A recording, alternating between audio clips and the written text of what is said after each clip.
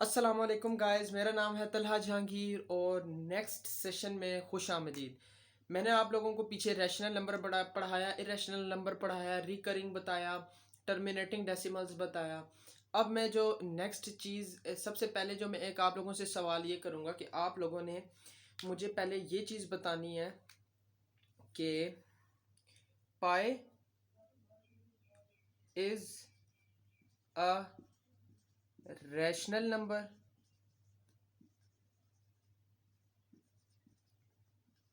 और नॉट। आपने मुझे इसका जवाब बताना है कमेंट सेक्शन में। वीडियो को रोक के आप लोगों ने मुझे पहले इसका आंसर बताना है। मैं भी आगे आपको इसका आंसर बताता हूँ क्या है, लेकिन पहले आपने खुद सोचना है कि ये रैशनल नंबर है या इरेशनल नंबर है। और 22/7 इज अ रैशनल नंबर और not. Means to say that कि 22/7 जो है ये रैशनल नंबर है या इरेशनल नंबर है।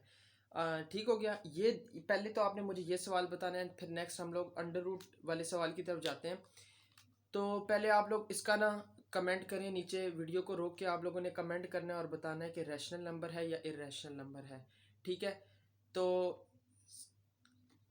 अब मैं बताता हूँ आप लोगों कि यार ये रैशनल नंबर है या ये इरेशनल नंबर है। ये तमाम मैं आपको लॉजिक्स के साथ ये बात बताऊंगा। सबसे पहले तो हम आते हैं पाई की तरफ ना, कि पाई जो है वो रैशनल नंबर है या इरेशनल नंबर है। तो मेरा जवाब ये है कि pi is irrational number. Irrational number, pi is a irrational number. पहले तो मैं ये जवाब दूंगा। अब मैं बताऊंगा कि पाई इरेशनल क्यों है। मैं आप लोगों को, ये कैलकुलेटर है, कोई मुश्किल काम नहीं है इसको चेक करना। शिफ्ट ये पाए मैंने दबा दिया, आप लोग को नज़र आ रहा होगा। इक्वल्स टू क्या आ गया? 3.141592। हम वैल्यू लिख लेते हैं। क्या है जी? 3.141592,654 पाई जो है, पाई की ये वैल्यू है। ठीक हो गया। अब यहाँ पे जो ये वाला ऑप्शन है A/B/C, यानी कि जो फ्रैक्शन में तब्दील करता है, इसको अगर हम दबा के चेक करें तो ये फ्रैक्शन में तब्दील नहीं हो रहा। मैं इसको दबा रहा हूँ, ये फ्रैक्शन में तब्दील नहीं हो रहा। तो हम लोगों ने क्या चीज़ पढ़ी थी? हम लोगों ने ये एक चीज़ पढ़ी थी इरेशनल नंबर की डेफिनेशन में, कि ये सबसे पहले कि ये P/Q की फॉर्म में नहीं होता। P/Q की फॉर्म में नहीं होता। सबसे पहली बात तो हमें ये पता लग गई कि ये P/Q की फॉर्म में नहीं होता। तो सबसे पहली जो कंडीशन है रैशनल नंबर की, वो तो हमारे पास प्रूव हो गई। सेकेंडली हम लोगों ने इरेशनल नंबर की डेफिनेशन क्या पढ़ी थी? इरेशनल नंबर की हम लोगों ने डेफिनेशन ये भी पढ़ी थी कि इसके अंदर जो रिकरिंग डेसिमल्स नहीं होते, क्योंकि रिकरिंग का मतलब होता है कि यानी एक टाइम पीरियड के बाद वो दोबारा रिपीट हो। तो यहाँ पे हमारे पास 1415 यानी कि डिफरेंट नंबर्स आ रहे हैं, रिपीट नहीं हो रहे। 14 आगे जाके दोबारा रिपीट नहीं हो रहे, यानी एक सर्टेन नंबर हमारे पास बाद में रिपीट नहीं हो रहा। तो इस वजह से भी ये इरेशनल नंबर है। ठीक हो गया। अच्छा, और उसके बाद हम क्या कहते हैं कि जी जो इरेशनल नंबर की जो है ये टर्मिनेटिंग है। देख लें आप कि ये ना बेसिकली यहाँ पर तो कैलकुलेटर में इतनी वैल्यू लिखी है, लेकिन ये जो असल पाई की वैल्यू है ना, वो बेसिकली बहुत बड़ी है। आप इंटरनेट पे भी, गूगल पे भी सर्च कर सकते हैं कि कितने जो है वो क्या कहते हैं इसको, डिजिट्स की है, कितने डिजिट्स की इसकी वैल्यू है, आप लोग को पता लग जाएगा। यहाँ पे तो 4 तक है ना, 4 से आगे भी है, 4 से आगे भी काफ़ी है। तो इस वजह से जो है कि ये नॉन टर्मिनेट मतलब कि एक जगह पे रुक जाता है, टर्मिनेटिंग है। इस वजह से भी हम कह सकते हैं कि ये इरेशनल नंबर है। अच्छा, अब टर्मिनेटिंग से तो कंफर्म नहीं होता, लेकिन P/Q की फॉर्म और हमारे पास जो रिकरिंग है उसने हमें बता दिया कि ये रैशनल नंबर है। अब हम आते हैं 22/7। तो मैक्सिमम लोग ये कहते हैं कि पाई जो होता है वो इक्वल होता है 22/7, बट मैं कहता हूँ कि दिस इज़ रॉन्ग। पाई 22/7 के इक्वल नहीं होता। कैसे नहीं होता अभी मैं बता देता हूँ। ये क्या है? ये P/Q की फॉर्म है, पहली कंडीशन इरेशनल की। पहले तो मैं इसका जवाब बता दूँ ना कि ये है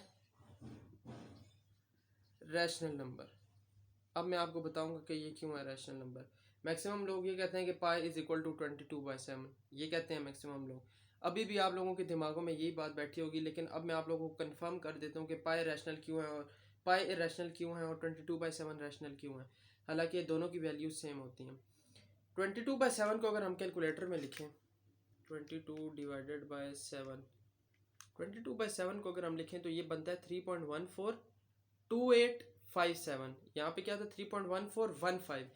तो यहीं से हमें पता लग गया कि सिर्फ ओनली जो फर्स्ट 3 डिजिट्स हैं वो मिलते हैं, उसके बाद के डिजिट्स जो है वो नहीं मिलते।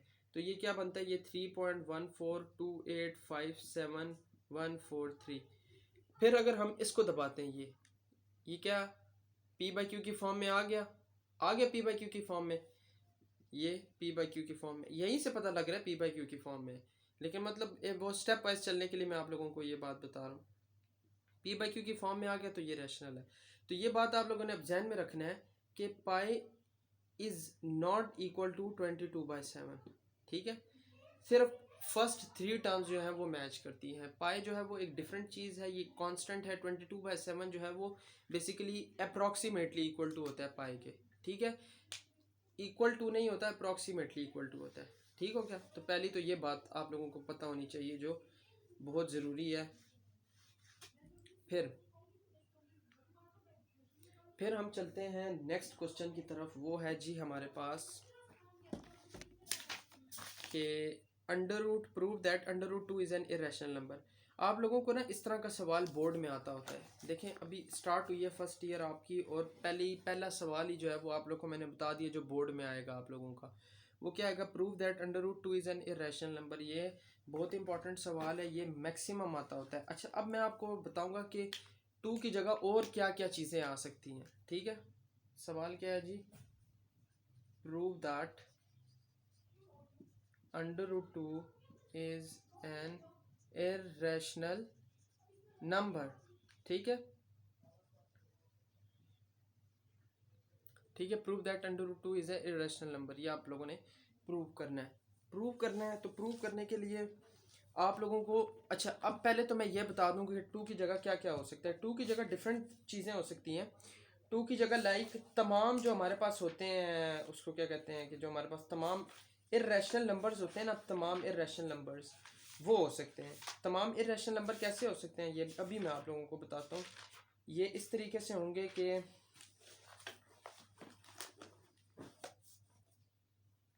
यहाँ पे हमारे पास अंडर रूट 3 भी हो सकता है, अंडर रूट 4 नहीं हो सकता। ठीक है, ये बात ध्यान में रखना। अंडर रूट 7 हो सकता है। यानी कि आप लोगों के पास सवाल इस तरह भी आ सकता है कि prove that under root prime number is irrational number. यानी कि प्राइम नंबर ही जो है वो इरेशनल होते हैं। सबसे पहले तो हम कैलकुलेटर भी चेक कर लेते हैं। कैलकुलेटर से हमने प्रूव नहीं करना, हमने थ्योरम से प्रूव करना है। तो पहले हम चेक कर लेते हैं कि वाकई इरेशनल है कि नहीं। हाँ जी, हमने इसको दबाया, नहीं हो रहा जी, पी बाई क्यू की फॉर्म में नहीं आ रहा, ये तो पहले हमें पता लग गया इरेशनल नंबर है। अच्छा, अब इसको प्रूव करने के लिए हम लोग क्या करेंगे, हम प्रूव करने के लिए ये करते हैं, हम कहते हैं कि लेट सपोज चलो प्रूव करने के लिए हम ये करते हैं, कहते हैं कि ये अब जो मैं बुक में है ना, बुक में बहुत मुश्किल मेथड है, मैं आप लोगों को बहुत आसान तरीके से बता रहा हूँ। ये आप करते हो, आप लोगों को सॉलिड 8 नंबर मिल जाएंगे, 8 के 8 नंबर। आप लोगों का कॉन्सेप्ट भी बन जाएगा और आप लोगों को सवाल भी समझ आ जाएगी और 8 नंबर भी आ जाएंगे आपके। ठीक हो गया। तो हम सपोज कर लेते हैं, let under root 2 is rational number. ठीक है, अगर अंडर रूट 2 रैशनल नंबर है तो under root 2 must be equal to p by q. ये होना चाहिए ना, पी बाई क्यू की फॉर्म में इसको हम लिख सकते हैं। मजीद हम क्या, अच्छा फिर हम लोग को क्या चीज़ बतानी पड़ेगी, एक चीज़ जो बहुत इंपॉर्टेंट है रैशनल के बताने के लिए, कि p and q are integers. क्या है, integers, and q is not equal to zero. ये कंडीशन लाजमी लिखनी है साथ, कि पी क्यू इंटीजर्स हैं। ठीक है, क्योंकि आप देखते हो कि कभी भी हम लोग यूँ 5.134/1 इस तरह कभी भी नहीं लिखते। ठीक है, हमेशा इंटीजर्स लिखते हैं। इंटीजर्स तो पता है ना क्या होते हैं, 1 2 3 4 5 6 7 8 9 10, these are called the integers.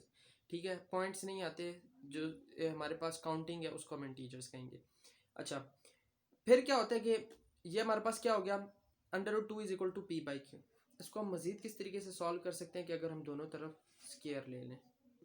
ठीक हो गया, दोनों तरफ स्केयर लेते हैं तो ये हमारे पास बन जाता है G P square by Q square. ठीक हो गया, ये क्या बन जाता है, P square by Q square. अब हम क्या करेंगे, अब हम ये करते हैं कि जो है 2 is equal to p square by q into q, इसको इस तरह हम लिख सकते हैं, क्यू स्क्वायर को क्यू इंटू क्यू लिख लिया हम लोगों ने, ठीक हो गया। अच्छा ये ध्यान में रखना है, ये आप लोगों ने इस तरह लिखना है, अपने साथ जो है वो एक रजिस्टर रखें और उस पर इस सवाल को इस तरीके से लिखते जाएं, ठीक हो गया। अच्छा नेक्स्ट हम क्या करेंगे, नेक्स्ट हम ये करते हैं 2 क्यू, एक क्यू को इधर मल्टीप्लाई कर देते हैं, ये भी बताता हूँ क्यू की है, ये आ गया, ठीक हो गया। अच्छा जी, अब आप मुझे एक बात बता दें, एक बात मैं आप लोगों से एक बड़ी ज़बरदस्त बात पूछूंगा, बात ये पूछूंगा कि पी और क्यू क्या थे, इंटीजर्स थे, क्या थे, इंटीजर्स थे ना। तो Q can not divide P and P square, पहले तो हम इसको चेक कर लेते हैं ना कि ये हमारे पास इंटीजर बनता है कि नहीं बनता, क्योंकि लेट सपोज ये इंटीजर है हमारे पास, कोई भी है ना, 2 मल्टीप्लाई बाय लेट सपोज ये है जी हमारे पास 3, ठीक है, क्यू हमारे पास 3 है, पी हमारे पास लेट सपोज 4 है, 4 हम ले लेते हैं, पी हमारे पास 4 हो गया, 4 4 ज़ार क्या हो गया 16, 16 बाई ये क्या हो गया, ये 3 आ गया, ठीक हो गया। अब ये क्या आता है, ये आता है 2 3 ज़ार 6, ये क्या होता है 16/3, ये आ रहा है ना। अब आप देखो कि यार ये जो Q है, Q क्या है 3 है, 3 नहीं डिवाइड कर रहा पी स्क्वायर को, यानी कि ये इस तरह की टर्म नहीं आ रही हमारे पास, इंटीजर नहीं आ रहा इसको डिवाइड करने से, क्योंकि हमारे पास पॉइंट्स में वैल्यू आ रही है। तो यहीं से हम लोगों को ये बात पता लग गई है, कंफर्म हो गई है कि P कैन नॉट। अब आप लोगों ने आगे क्या लिखना है, आगे आप लोगों ने ये लिखना है, ये 3 इस तरह लिखना नहीं है, आप लोगों ने ये लिखना है कि Q can not divide P and P square, Q जो है वो P और P स्क्वायर को डिवाइड नहीं कर सकता, तो P स्क्वायर बाई Q जो है वो integer is not integer, is not integer. P square by Q जो है वो हमारे पास इंटीजर नहीं है, इंटीजर ना होने की वजह से हम लोगों ने सपोजिशन की थी वो हमारे पास रॉन्ग साबित हो गई। तो आखिर में हम लोग क्या लिख सकते हैं, आखिर में जो ये आप लोगों ने जो अपनी बात जो है वो किस तरीके से एग्जामिनर के सामने पेश करनी है कि जब हम लोगों ने इक्वेशन 1 देखी थी, इक्वेशन 1 हमारे पास क्या है, इक्वेशन 1 थी हमारे पास ये वाली पी स्क्वायर बाई क्यू, इसको हम इक्वेशन 1 लिख लेते हैं, ठीक है। जब हम लोगों ने इक्वेशन 1 को देखा है तो हमारे पास क्या होता है कि 2q जो होता है वो हमारे पास क्या होता है, इंटीजर होता है, वाइल पी स्क्वायर बाई जो q है वो इंटीजर नहीं होता। ये आप लोगों ने लिखना है कि इज इंटीजर, ठीक है, इज नॉट एन इंटीजर। तो इसका मतलब है, इसका क्या मतलब है कि जो हम लोगों ने जो क्या नाम है उसका सपोजिशन की थी वो हमारी रॉन्ग साबित हो गई। तो उससे हम कह सकते हैं कि √2 इज एन इरेशनल नंबर। बहुत आसान सवाल है, कोई मुश्किल काम नहीं है, सिर्फ आप लोगों ने सपोजिशन करनी है, फिर आखिर में खुद ही बता देना है कि P, क्योंकि ये P और Q क्या है, इंटीजर्स हैं। तो इंटीजर्स को अगर हम देखते हुए अगर हम लोग P स्क्वायर को Q से डिवाइड करें तो वो हमारे पास टोटल डिवाइड नहीं होते, हमारे पास एक इंटीजर नहीं बनाते, जिसकी वजह से हमारे पास कंट्राडिक्शन रॉन्ग हो सकती है, एक रॉन्ग हो जाती है। अब एक तरफ हम लोगों ने क्या, अब एक तरफ आपके पास अगर क्या नाम है इंटीजर है और दूसरी तरफ इंटीजर नहीं है, तो जाहिर सी बात है आपका सवाल जो है वो रॉन्ग हो गया ना। ये आपकी कॉन्ट्रडिक्शन जो आप लोगों ने लेट सपोज किया था कि यार लेट सपोज कर लेते हैं √2 इज द रैशनल नंबर, तो फिर आपकी कॉन्ट्रडिक्शन रॉन्ग हो गई। आपको जिस तरीके से मैंने बताया आप इस तरीके से बोर्ड में सवाल का जवाब करते हैं। बेशक आप अपने अपने अपने जो आपके टीचर्स हैं आप उनसे भी पूछ सकते हैं, लेकिन जो मैंने आपको तरीकाकार बताया है ये आप टीचर से अपने कांटेक्ट करें, वो भी आप लोगों को इसकी दलील देंगे और इसका कहेंगे कि this is the right thing, और ये आसान तरीका भी है। तो मैं हमेशा बच्चों के लिए वही चूज़ करता हूँ चीज़ जो आसान हो, बच्चों के लिए बच्चे जो है वो इजीली उसको कैरी कर सकें, उसको इजीली जो है वो पढ़ सकें। तो ये चीज़ ये थी हमारे पास, क्या थी ये हमारे पास, ये था हमारे पास सवाल √2 इज़ इरेशनल नंबर। ये हमारे पास लॉन्ग क्वेश्चन आता है, ये बात याद रखना, वेरी इंपॉर्टेंट क्वेश्चन है ये, ठीक है, इसको जहन में रखना, ये बहुत इंपॉर्टेंट सवाल है, ठीक है। अब हम लोग क्या करते हैं, अब हम लोग मूव करते हैं towards to the exercise, exercise की तरफ अब हम मूव करते हैं। जब हम एक्सरसाइज की तरफ मूव करते हैं तो पहले आते हैं हम क्वेश्चन नंबर 1।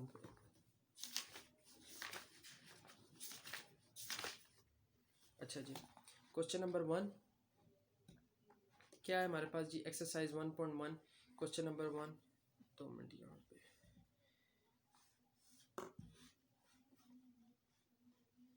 समझ आ गई होगी आई होप आप सबको। अब आते हैं एक्सरसाइज 1.1 पे। पहले भी बता चुका हूँ, अभी फिर ये एक बात कहूँगा कि अगर आप मेरे लेक्चर्स को गौर से लेते हैं, मैं आप लोगों को श्योरिटी से कहता हूँ आप लोगों के 100% मार्क्स आ सकते हैं मैथ्स में। 100 आउट ऑफ 100 मार्क्स। बहुत ईजी है मार्क्स, ये नंबर लेना, ये कोई इतना मुश्किल काम नहीं है ये नंबर लेना, और फ्री कोर्सेज है।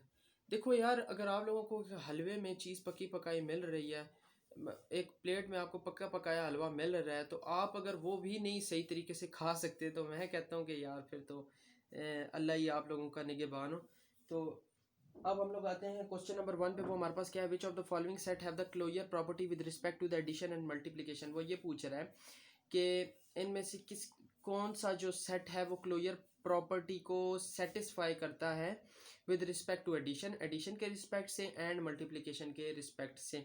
पहले तो क्लोजर प्रॉपर्टी का भी मैं आप लोगों को बता देता हूँ कि क्लोजर प्रॉपर्टी क्या होती है। क्लोजर प्रॉपर्टी बेसिकली वो प्रॉपर्टी होती है कि लेट सपोज आप लोगों ने कोई भी दो नंबर लिए हैं, जिस तरह ये 1 0, ये दो हैं, कि तो आंसर इनके दरमियान में होना चाहिए, या ये होना चाहिए या इनके दरमियान में होना चाहिए। तो that set will be closed with respect to that, जो भी आप लोग उस पर लगा रहे हैं, एडिशन लगा रहे हैं, मल्टीप्लिकेशन लगा रहे हैं, ठीक है।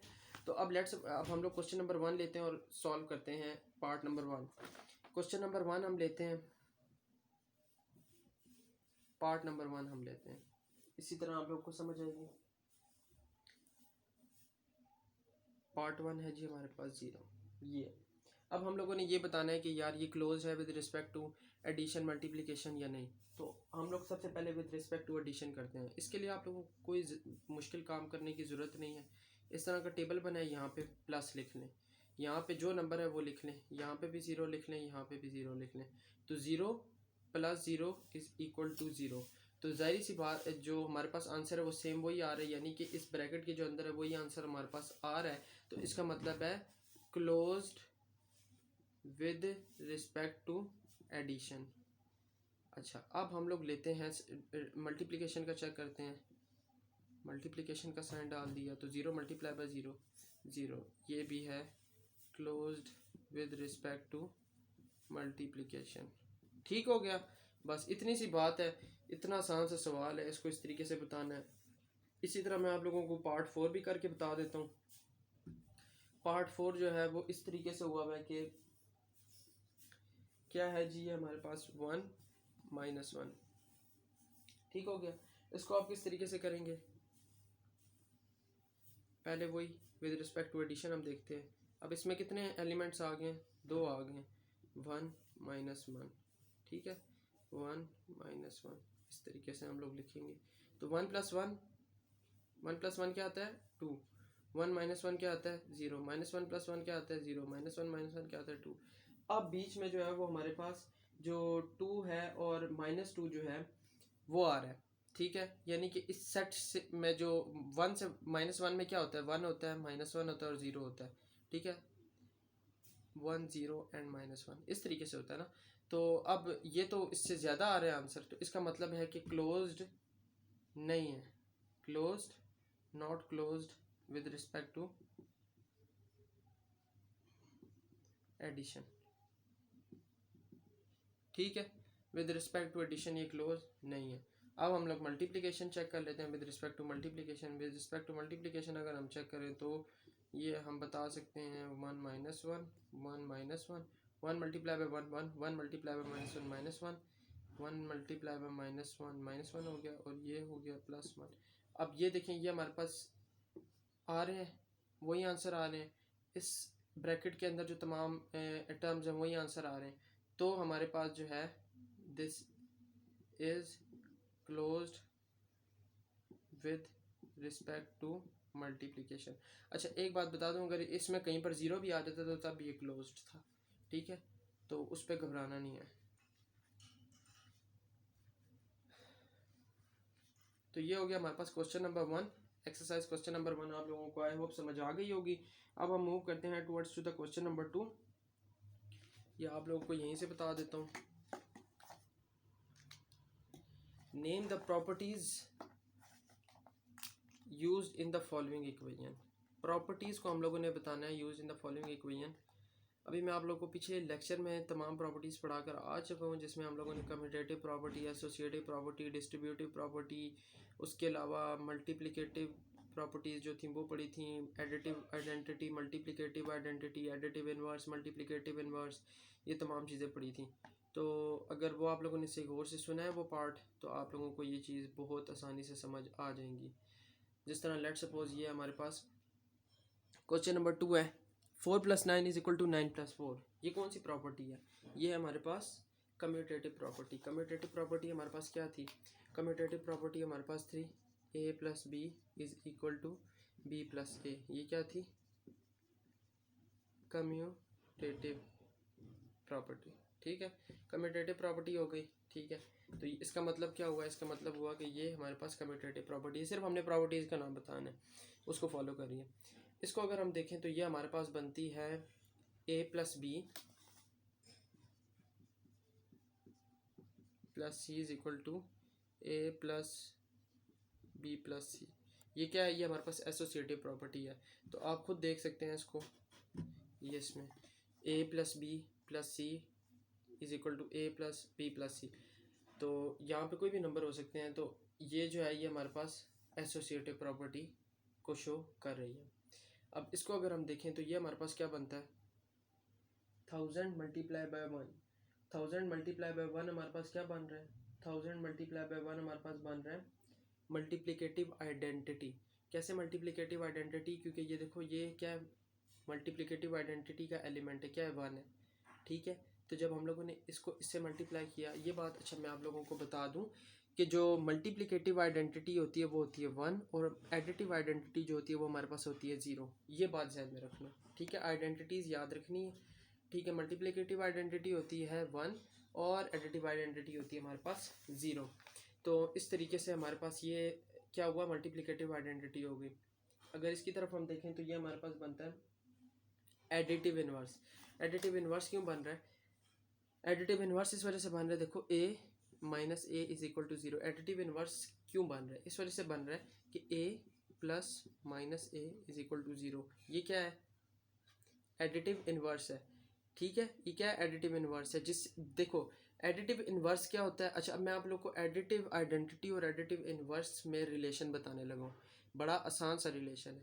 रिलेशन ये है कि देखो जब आप किसी भी नंबर को, लेट सपोज ये हमारे पास a है, ठीक है, उसको उससे उसके एडिटिव इन्वर्स से ऐड कर देते हो तो हमारे पास आंसर हमेशा एडिटिव आइडेंटिटी आनी चाहिए। ये क्या है? एडिटिव आइडेंटिटी है। क्या है ये? एडिटिव आइडेंटिटी है। क्या मैंने आप लोगों को बताया कि कोई भी नंबर है अगर आप उसको उसके एडिटिव इन्वर्स से ऐड कर देते हो तो आंसर हमेशा आपके पास एडिटिव आइडेंटिटी आना चाहिए, और आपके पास आ भी रहा है एडिटिव आइडेंटिटी। ठीक हो गया? यहाँ से आप लोगों को पता लग जाना चाहिए इसके दरमियान में क्या रिलेशन है। ठीक हो गया? तो ये हमारे पास क्या हुआ?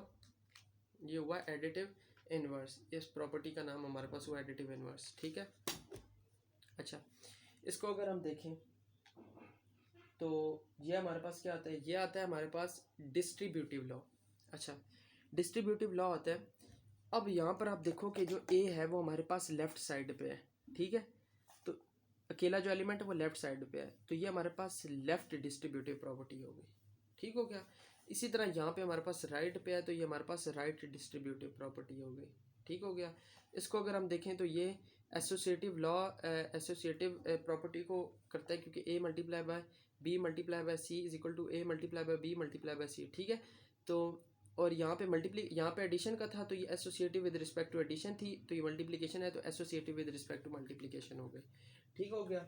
अच्छा, उसके अलावा जो इसको अगर हम देखें तो इसमें भी हमारे पास लेफ्ट पे ए है, तो लेफ्ट डिस्ट्रीब्यूटिव प्रॉपर्टी होगी। ठीक हो गया? ये भी मैंने आप लोगों को बता दिया राइट डिस्ट्रीब्यूटिव प्रॉपर्टी, ये लेफ्ट डिस्ट्रीब्यूटिव प्रॉपर्टी। इसको देखो तो ये हमारे पास कम्यूटेटिव प्रॉपर्टी बनती है विद रिस्पेक्ट टू मल्टीप्लिकेशन, ये commutative property with respect to addition. Addition थी, ये मल्टीप्लिकेशन है, a multiply by b is equal to b multiply by a, ठीक हो गया। अच्छा, अब इसको अगर हम देखें 4.1 plus minus 4.1 is equal to 0, तो ये क्या है, एडिटिव आइडेंटिटी। एडिटिव आइडेंटिटी किस तरह आ रही है, एडिटिव इनवर्स से ऐड करने से, तो ये हमारे पास कौन सी प्रॉपर्टी हुई, एडिटिव इनवर्स की प्रॉपर्टी, ठीक हो गया। अच्छा, अब यहाँ पे हम लोगों ने एडिटिव आइडेंटिटी से ऐड कर दी है, तो हमारे पास ये क्या प्रॉपर्टी होगी, एडिटिव आइडेंटिटी। यहाँ पे हम लोगों ने मल्टीप्लिकेटिव आइडेंटिटी से मल्टीप्लाई किया था, तो ये हमारे पास मल्टीप्लिकेटिव आइडेंटिटी थी। इसी तरीके से इसको अगर हम देखें तो ये भी हमारे पास एडिटिव सॉरी एसोसिएटिव लॉ बन रहा है, एसोसिएटिव प्रॉपर्टी बन रही है विद रिस्पेक्ट टू एडिशन, ये देख सकते हैं आप लोग, ठीक है। a plus B plus C is equal to A plus B plus C, ठीक है। ये मैं b और c a प्लस बी इस वजह से यूज़ कर रहा हूँ कि बेसिकली प्रॉपर्टी को इसी तरीके से डिफाइन किया जाता है। नंबर बेशक उसकी जगह कोई भी हो, कॉन्स्टेंट्स कोई भी हो सकते हैं, ठीक हो गया।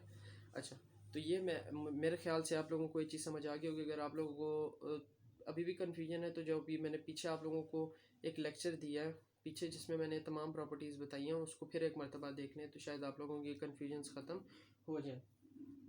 अब हम लोग क्वेश्चन नंबर 3 की तरफ आते हैं। क्वेश्चन नंबर 3 हमारे पास क्या है, क्वेश्चन नंबर 3 हमारे पास ये है कि name the properties use in the following inequalities. अच्छा, अब आप लोगों ने प्रॉपर्टीज़ को बताना है कि जो बीच में यूज़ हुई हुई है, ठीक हो गया। अच्छा, अब आप लोगों ने इसमें किस तरीके से बताना है, इसमें आप लोगों ने एडिटिव और मल्टीप्लिकेटिव के तरीके से बताना है कि इसमें एडिटिव प्रॉपर्टी यूज़ हुई है, इसमें मल्टीप्लिकेटिव प्रॉपर्टी यूज़ हुई है, ठीक है। इस तरीके से आप लोगों ने बताना है, ठीक है। तो अब हम लोग मूव करते हैं। सबसे पहला सवाल है हमारे पास, क्या है,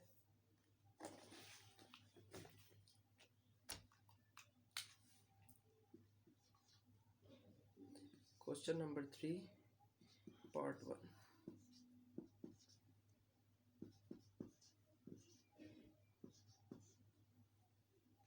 अच्छा, अब ये किस तरीके से ये आया है, मतलब ये इन्होंने ये बता दिया और क्या चीज़ हुई है असल में यहाँ पर आप खुद देखें कि आप 3 के साथ कौन सा ऐसा नंबर ऐड या मल्टीप्लाई कर सकते हैं तो आंसर 0 आना चाहिए, और सेम उसी नंबर को दूसरी तरफ किससे मल्टीप्लाई या ऐड कर सकते हैं तो 1 आना चाहिए।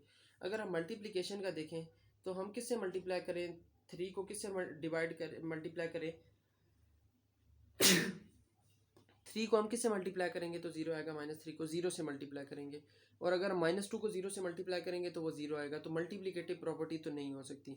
अब हम लोग एडिटिव प्रॉपर्टी देखते हैं कि अगर -3 में क्या चीज़, अगर -3 में मैं +3 ऐड कर दूं और इधर -2 में मैं +3 ऐड कर दूं, तो मेरे पास क्या आंसर आता है, ये 0 आ जाएगा, फेस उस तरफ हो गया, ये +1 आ गया और यही आ गया 0 1, ये आ गया। तो इसका मतलब है इसमें कौन सी प्रॉपर्टी यूज़ हुई है, एडिटिव प्रॉपर्टी। बस इतनी सी बात है, कोई इसमें मुश्किल काम नहीं है, ठीक है। पहले आपने मल्टीप्लिकेटिव से चेक करना है, फिर एडिटिव से चेक करें।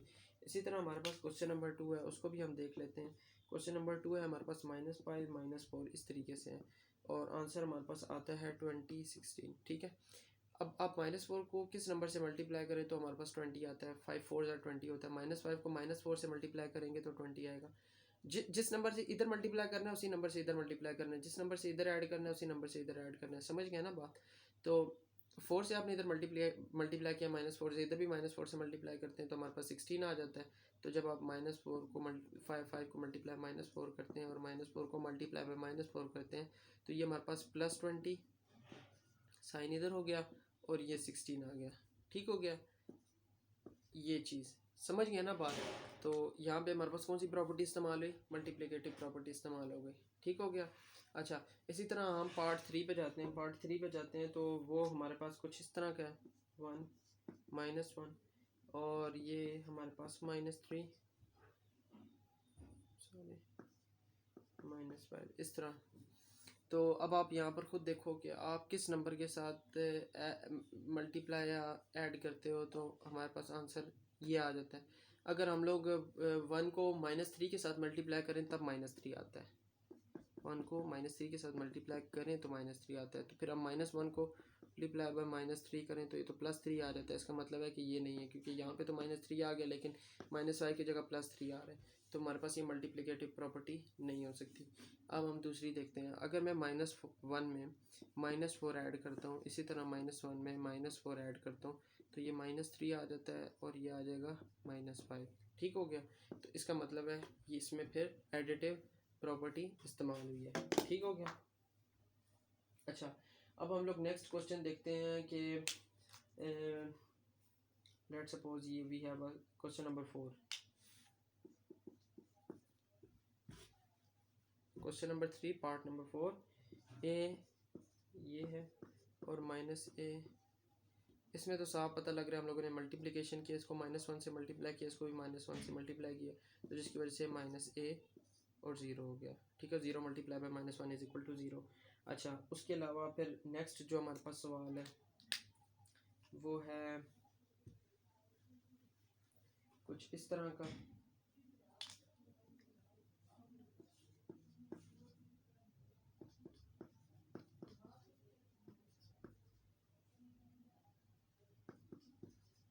ये भी बहुत आसान सवाल है। देखो, आप इसमें कौन सा ऐसा नंबर मल्टीप्लाई करते हो तो आपके पास 1/a आएगा। अगर आप इसके अंदर a मल्टीप्लाई बाय 1/ab इसको मल्टीप्लाई करते हो तो ये, क्योंकि देखिए साइन इस तरफ है ना, ये तो साइन इस तरफ होना चाहिए, तो ये हमारे पास आ जाएगा a कैंसिल, तो ये आ जाएगा 1/b। ठीक है, ये इस तरह, और b को भी फिर उसी नंबर से अगर हम मल्टीप्लाई करते हैं तो ये आता है जी 1/a। इस तरीके से आ गया, 1/a आ गया, तो 1/b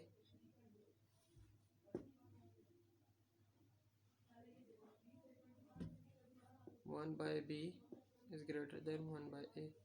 अगर हम इधर देखें तो इधर भी यही चीज़ बन रही है कि जो जो फेस है इसका एरो का, जो हमारे पास ग्रेटर देन का साइन है वो b की तरफ है, तो b की तरफ है, तो इस वजह से हमारे पास ये देख लो ये सेम चीज़ वही बन जाती है। तो इसका मतलब है यहाँ पे हमारे पास कौन सी प्रॉपर्टी इस्तेमाल हुई है, मल्टीप्लिकेटिव प्रॉपर्टी इस्तेमाल हुई है।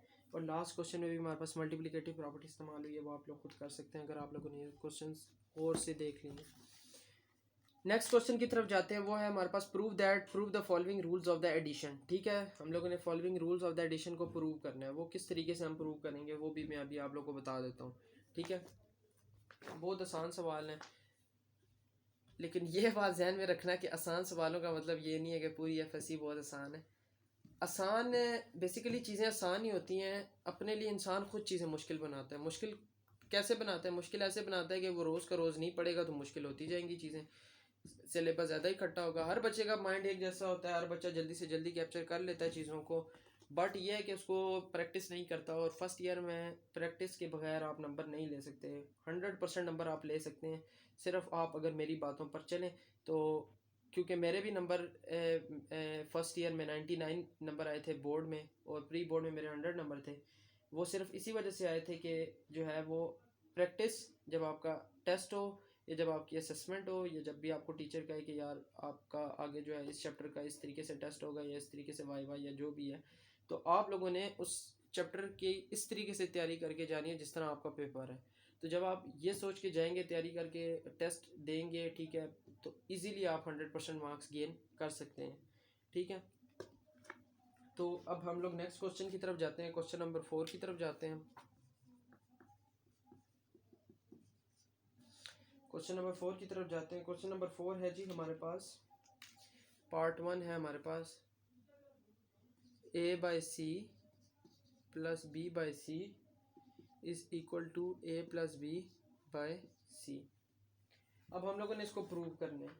प्रूव क्या करें, ये प्रूव हुआ वही है, बस सिर्फ इसमें हम लोगों ने छोटी मोटी चीज़ें बता देनी किस तरीके से। अब आप लोग देखो, मैं लेता हूँ, कौन सी साइड ले लूँ, मैं ले लेता हूँ जी लेफ्ट हैंड साइड। ठीक है, लेफ्ट हैंड साइड मैंने ले ली। लेफ्ट हैंड साइड जब मैं लेता हूँ a/c प्लस b/c, मैं इसको इस तरीके से भी लिख सकता हूँ। ठीक है, अब मैं इसमें से 1/c कॉमन भी ले सकता हूँ, तो ये हमारे पास आ गया ये, और ये आ गया a+b/c। प्रूव हो गया राइट और लेफ्ट। ठीक है, तो ये सवाल है, कोई इसमें मुश्किल काम नहीं है। ठीक है, अब इस प्रॉपर्टी का आप मुझे नाम बताएं। सॉरी मैंने बता दिए,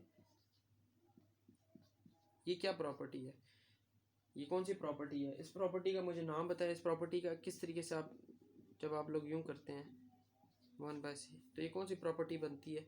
ये बनती है राइट पे है तो राइट डिस्ट्रीब्यूटिव प्रॉपर्टी। अभी मैं पीछे पढ़ा के आऊँ तो ये साथ लाजमी लिख देना कि this is the right distributive property, और इस तरीके से ये प्रूव हो गया हमारे पास आंसर। ठीक हो गया। नेक्स्ट हमारे पास जो सवाल है वो भी इसी तरीके से है, वो भी आप लोगों ने करना है सवाल, और फिर आप लोगों ने मुझे इससे आगाह करना है कि आप लोगों ने किस तरीके से सवाल किया है। ठीक है, मैं आप लोगों को इनका सॉल्यूशंस वगैरह जो है वो दे दूंगा, उस पर लिंक होगा, गूगल ड्राइव का लिंक जो भी होगा उसमें मैं आप लोगों को इनके सॉल्यूशंस दे दिया करूँगा ताकि आप लोग कर सकें। की बुक्स भी होंगी आप लोगों के पास, आप उधर से भी कर सकते हैं। बहरहाल खुद सॉल्व करें तो आप लोगों से ईजी सॉल्व हो जाएगा। ठीक है, अब हम आते हैं नेक्स्ट क्वेश्चन पे, क्वेश्चन नंबर 5 पे। क्वेश्चन नंबर 5 है prove that -7/12 -5/18 is equal to -21 -10/36। अब ये वाला सवाल मैं आप लोग को करा देता हूँ। ये वाला सवाल कुछ इस तरह का है।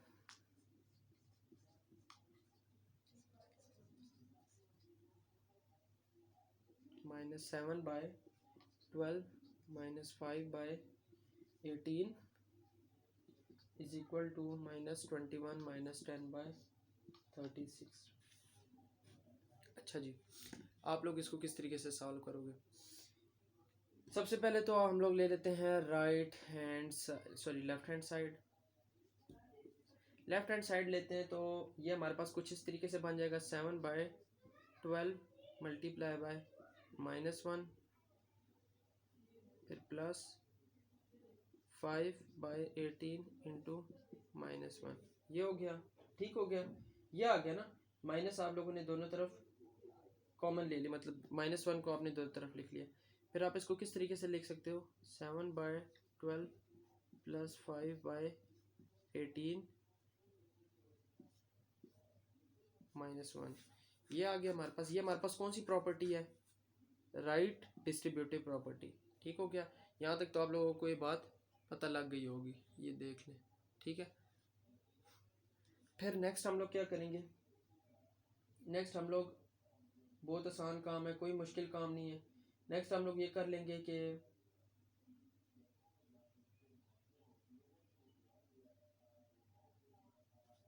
ये देखो, ये क्या है? डिनोमिनेटर्स हैं। डिनोमिनेटर्स को हम लोगों ने हमेशा सेम बनाना होता है। डिनोमिनेटर्स को हम सेम बनाने के लिए क्या काम करते हैं? हम लोग ये करते हैं कि जो 12 18, ठीक है, 2 6 12, 2 9 18, 2 3 6, सॉरी 3 2 6, 3 3 9, 2 1 2, 1 and 3, 3 1 3। ठीक है, 2 multiply by 3 multiply by 2 multiply by 3, ये क्या हो जाएगा? 6 multiply by 6 is equal to 36। यानी इसका जो डिनोमिनेटर है वो 36 होना चाहिए। ठीक है, तो 36 बनाने के लिए हम 12 को किससे मल्टीप्लाई करेंगे? 36 आएगा, 3 से मल्टीप्लाई करेंगे। ठीक है, और 18 को 2 से मल्टीप्लाई करेंगे। तो इसी तरीके से हम लोग कर लेते हैं। 12 मल्टीप्लाई बाय 3, ये भी 3 multiply, plus 5/18 multiply by 2 multiply by 2 -1। अच्छा, उसके अलावा ये हो जाएगा 21, ये हो जाएगा +10, ये हो जाएगा नीचे 36, ये भी हो जाएगा 36। ठीक है, फिर उसी तरीके से जो लास्ट सवाल में हम लोगों ने क्या किया था कि इस तरह करके ये 1/36 से अलहदा लिख लिया था, 10 1/36 से अलहदा लिख लिया था, और -1। ठीक है, इसी तरीके से 21 प्लस 10/36 इंटू -1। जब आप माइनस को अंदर मल्टीप्लाई कर दोगे तो आपके पास आंसर ऑटोमेटिकली -21 -10/36 आ जाएगा। एक्सरसाइज 1.1 में से बहुत रेयर सवाल आता है बोर्ड में जो होता है, लेकिन जो वो मैंने आप लोगों को बताया √2 इज़ अ इरेशनल नंबर, वो बहुत इंपॉर्टेंट सवाल है, वो लाजमी आता होता है। ठीक है, तो वो लाजमी आप लोगों ने करना है। इस तरीके से हमारे पास क्वेश्चन नंबर 5 भी हो गया। अब हमारे पास क्वेश्चन नंबर 6 है, जिसमें हमारे पास कहते हैं कि simplify by justifying each step. इसको हम लोगों ने सिंप्लीफाई करना है। किस तरीके से? इस तरीके से सिंप्लीफाई करना है, और हम लोगों ने हर स्टेप को जस्टिफाई करना है। हमने हर स्टेप को बताना है कि हम लोगों ने कौन सी प्रॉपर्टी इस्तेमाल की है, या हम लोगों ने क्या किया, उसके अंदर क्या नहीं किया। ठीक है, अगर हम लोग ये बता देंगे तो हमारे पास ये क्वेश्चन हो जाएगा। ये शॉर्ट क्वेश्चन में शायद बहुत रेयर ही आ जाए, बट ये क्वेश्चन नहीं आते होते। लेकिन फिर भी आप लोगों को कराने हैं, क्योंकि देखें कॉन्सेप्ट्स जो होते हैं वो 55 लेवल से बंदे के अगर अच्छे होंगे तो आप जो है वो हायर लेवल पे जो है वो मार्क्स गेन कर सकते हैं, या हायर लेवल पे आप लोग मार नहीं खा सकते। मैं पहला सवाल लेता हूँ। पहला सवाल है जी हमारे पास 4 प्लस 16x डिवाइडेड बाई 4। अब ये सवाल है हमारे पास क्वेश्चन नंबर 6 का पार्ट नंबर 1 है, ठीक है। अगर इसको हम देखें तो इसको हम किस तरीके से कर सकते हैं। इसमें सबसे पहले हम लोग 1/4 को अलहदा ले लेते हैं और 4 प्लस 16x, ये हमारे पास क्या बनती है, ये बनती है हमारे पास डिस्ट्रीब्यूटिव प्रॉपर्टी। बनती है कि नहीं बनती, कौन सी, लेफ्ट डिस्ट्रीब्यूटिव प्रॉपर्टी। ये मैं साथ साथ जस्टिफाई भी कर रहा हूँ कि ये मैं क्या कर रहा हूँ, ठीक है। लेफ्ट ये बन जाती है, ठीक है। अच्छा, उसके बाद हम क्या करते हैं, उसके बाद हम ये करते हैं कि 1/4 4 multiply by 1 plus 4 multiply by 4x, ठीक है। ये हमारे पास क्या बनती है, ये बनती है मल्टीप्लिकेटिव प्रॉपर्टी,